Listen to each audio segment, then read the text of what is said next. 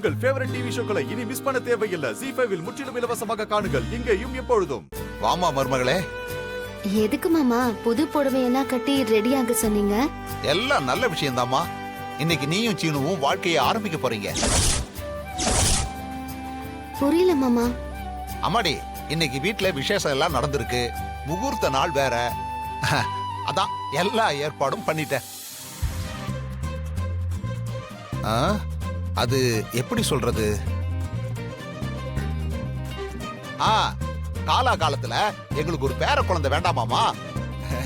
என்ன தாத்தானும் இவள பாட்டின்னு கூப்பிடுறதுக்கும் ஒரு குழந்தை வேணும்ல. என்னது பாட்டியா? ஆமா, நம்ம பேர குழந்தை உன்னை பாட்டின்னு கூப்பிடாம பின்ன பூட்டினா கூப்பிடும். இங்க பாருங்க, நீங்க தேவையில்லாத வேலையெல்லாம் பண்ணிட்டு இருக்கீங்க. ரொம்ப தேவையான வேலையை தான் பாக்குறேன். மாமா, நீங்க என்ன சொல்ல வரீங்கன்னே புரியல.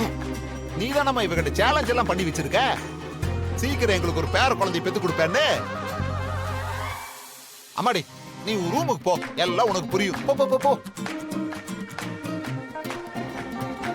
அட போமா.